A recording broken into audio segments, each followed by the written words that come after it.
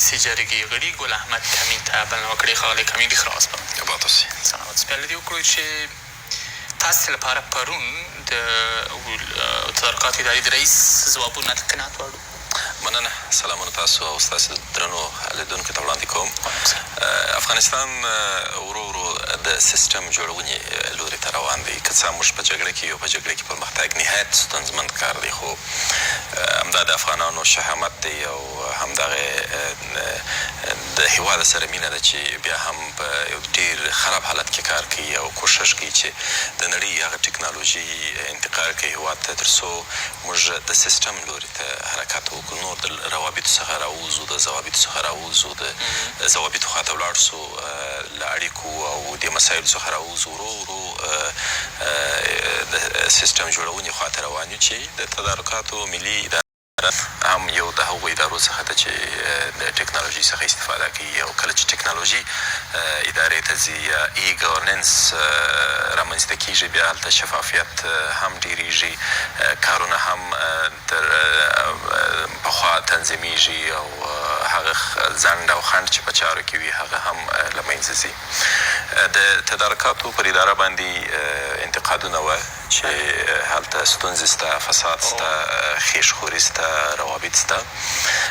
دا مسایل نه سو ردولی په مطلق شکل، ځکه په داسې هېواد کې لکه افغانستان چې په دریمه نړۍ کې لا تر اوسه موږ قرار لرو، فساد اوج ته رسېدلی دی او دا مسایل سته، خو تر یو بریده دا مسایل کنټرول سوي دي د تدارکاتو د ملي ادارې د ایجاد سره سم. مخکې په دا مسایلو کې پراګندګي وه، هر وزارت په خپل سر باندې دا مسایل مخ ته وړل او د کنټرول لپاره یې چارې ټکنۍ ځکه وې چې په صحیح شکل باندې نظارت نه سوی کېدلی. یعنې مثلا که څلوېښت ارګانونه تاسې نظارت کوئ یا دا ټوله ارزیابي کوئ او ګورئ چې د دې کارونه په صحیح شکل باندې مخ ته ځي یا ستونزې لري، تر هغه ډېره اسانه خبره ده چې یوه اداره کنټرول کو، تر نظارت لاندې راولو، چې بالاخره دا کار پرون اوس صحیح. یو ځواب یې دا و چې ګنې د دولتي ادارو، د نورو ادارو ځینې کسان چې د ده په وینا په فساد کې ښکېل یا ځینې شرکتونه چې په فساد کې ښکېل دي، هغوی ځواب نه لري دغه نیوکو ته، او بیا وایي چې ولا تدارکاتو ادارې کې مشکل دی. فکر کوم دا مسله داسې خو به نه وه چې د خپل مسؤلیت پیټه له ځانه لرې کړه. ښه، په اکثره مواردو کې شخصي برخوردونه کېږي، دا نه سو ردولی. هغه که د مقننه قوې لخوا څخه وي یا اجرایي قوې لخوا څخه وي، متاسفانه په افغانستان کې لا اوس هم هغه حالت له منځه نه دی تللی چې خپلې شخصي ګټې باید مطرح نه کړو. خو د ولسي جرګې هغه ویش او فعال وکیل صاحبان چې هغوی همیشه د هېواد ملي ګټو ته ژمن پاتې سوي دي او همیشه یې کوښښ کړی دی چې هېوادوالو ته، ولس ته د یو داسې زاویې څخه کار وکړي چې ګټه یې هغوی ته ورسېږي، چې د پرون فیصلې چې هغه تدارکاتو د سولې وزارت ایجاد همدا مسله وه. د څو ورځو راهیسې د تدارکاتو په اړه باندې په ولسي جرګه کې همدا بحث روان و چې دلته ستونزې سته، مشکلات سته. بالاخره تر یو بریده پورې دا معلومه سول چې ځینو دوستانو خپلې شخصي ګټې هلته مطرح کولې، چې په دې کې د یو ډېر اساسي مسله ده چې افغانستان ته واردېږي. متاسفانه دلته ځینې بزنسونه انحصار سوي دي د ځینو کسانو لخوا څخه چې هغوی هم تجارت کوي، هم په سیاست کې اخته دي، هم یې سیسټم په لاس کې اخیستی دي او د خپلو د پیسو د زور یا د خپل سیاسي زور له لارې څخه کوښښ کوي چې خپل غیر قانوني تجارتونه یا سوداګریز فعالیتونه له همدې لارې څخه تنظیم کړي. دلته بې وسیله کېدل استفاده کې لپاره دقیقاً تیل واردېږي افغانستان ته، متاسفانه لوی دی چې هغه تیل له نړۍ څخه راواردېږي یا له مرکزي اسیا څخه واردېږي چې هغه نور هېوادونه نه اخلي. هغه خرابترین تیل چې نور هېوادونه یې نه اخلي هغه افغانستان ته واردېږي. نو بالاخره موږ په ټولو سرحدونو کې یو فلټر لرو د تیلو د کنټرول لپاره، چې د هغه فلټر یا لابراتوار لپاره هم تدارکاتو خپله پروسه مخته وړې وه او یو نوي شرکت ته یې دا قرارداد ورکوي چې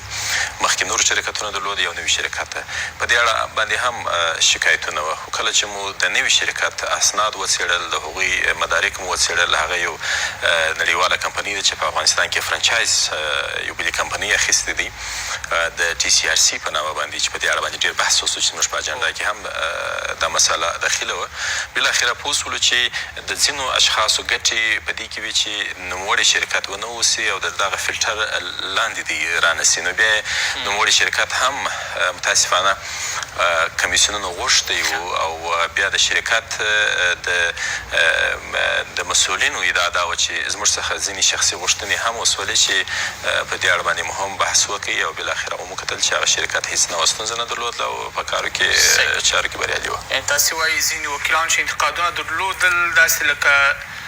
تورې پیسې چې سپینه وي په دې شکل باندې دوی غوښتل چې دغه خپل غیر قانوني یا بې کیفیته یا ټیټ معیاره توکي لکه د تیلو په شان مختلف نظرونه وه ځینو دوستانو نظرونه واقعا برحق وه چې هغوی خپل د ولایتو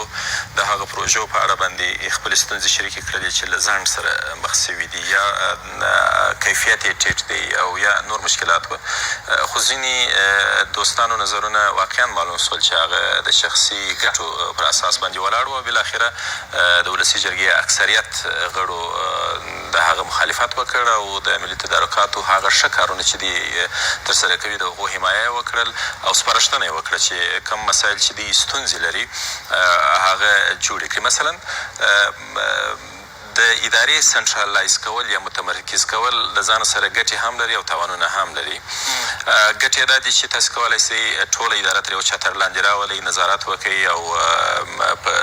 صحیح شکل باندې کارونه ارزیابي کوي تاوان یې دا دی چې کارونه ډېرېږي او بعضې مواردو کې له بیروکراسۍ سره مخامخ کېږي د کارو له ځنډ سره مخامخ کېږي خو د تدارکاتو مسؤلینو موږ ته وعده راکړه چې د ټکنالوژۍ په استفاده سره او د نوو طرحو پلانونو په استفاده سره موږ کولی سو چې دغه پروسې هم چټکې کړو او د ځنډه څخه یې راوباسو. د دوی د څرنګوالی د قراردادونو د ورکړې چې اوږده پروسه ده داوطلبي ده او بیا د کوم وزارت چې کوم پروژه وي هغه غوره داوطلبان ورته معرفي کوي بیا د هغوی پلانونه چې دي د هغوی پروپوزلونه چې د تحلیل او ارزیابي کوي د پروسې چې تشریح کړه تاسو څرنګوالی د دې قراردادونو د منلو وړ پروسه نسبت پخوا ته ډېره ښه سوې وه چون یو چوکاټ ته لوېدلې وه یو منظم چوکاټ ته لوېدلې وه چې هلته شفافیت هم موجود و تاسې کولی سئ چې هر افغان کولی سي چې د تدارکاتو ټول مسایل حتی د خپل شخصي تلیفون له لارې څخه د انټرنېټ له خوا څخه وڅاري چې کومې پروژې اعلان ته ځي کوم پروژې اعلان ته تللي دي د چا د خوا څخه سوي دي اجرات یې په څنګه شکل دی او بالاخره دوی یو سیسټم داسې ایجاد کړی دی چې کولی سي څوک شکایت وکړي هلته بیا هغه که حتی رئیس جمهور هم چې د تدارکاتو په راس کې واقع دی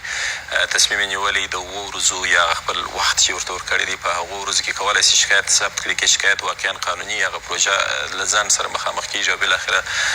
یو ځل بیا ارزیابي کېږي یوه وعده چې د تدارکاتو رئیس وکړه هغه دا وه چې د دې لپاره چې دغه یو مهم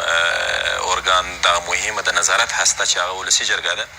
همیشه خپل نظارت هره ورځ ولري هغه دا و چې د دې د سیسټم یوه برخه ولسي جرګې ته راوړل کېږي او د دې لارې څخه موږ کولی سو چې هره ورځ د ولسي جرګې په سکرین باندې د دې ټول فعالیتونه ارزیابي کړو ویې ګورو چې دا په دې معنا و چې د تدارکاتو اداره ستونزه د دې سره نه لري چې حساب ورکړي هغه اداره چې د حساب ورکونې څخه ستونزه نه لري نو دا په دې معنا چې هلته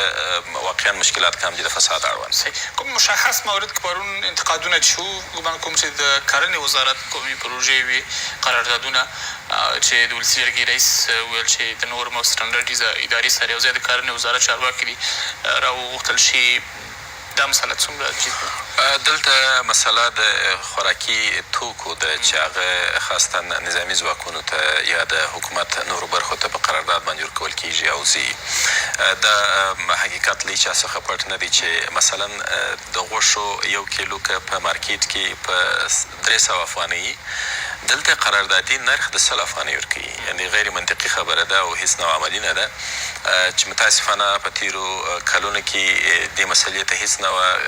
توجه نه کېدل چې څوک ووایي چې مارکېټ کې نرخ څو دی او ته څومره ټیټ نرخ راکوې. دا معلومداره خبره وه چې دلته فساد موجود و او دا معلومداره خبره وه چې قراردادي باید که 1000 کیلو غوښې رسولی تر خپل مربوطه ارګانو پورې نه یې رسولې، لارې جوړول مختلفو ادارو سره د حکومت او بالاخره هغه څه چې باید یو سرباز ته یا د حکومت یو مامور ته پر وخت باندې رسېدلي وای نه رسېدل، چې دا ستونزه مو هم شریکه کړه او د دې ستونزې د حل لپاره د تدارکاتو ادارې یو خاص طرحه وړاندې کړل چې هغه د اتحادیو سره د مربوطه خوراکي توکو به تصدیق راوړل کېږي او بالاخره د وزارت زراعت لخوا څخه به تصدیق کېږي او دا مسله به کېږي. ځکه نو د زراعت وزارت په دې اړه باندې نهایت مهم و چې د خپل هغه ستونزې چې دي په برخه کې هغه حل کړي. ډېره زیاته مننه د ولسي جرګې غړی ګل احمد کمین. هرکله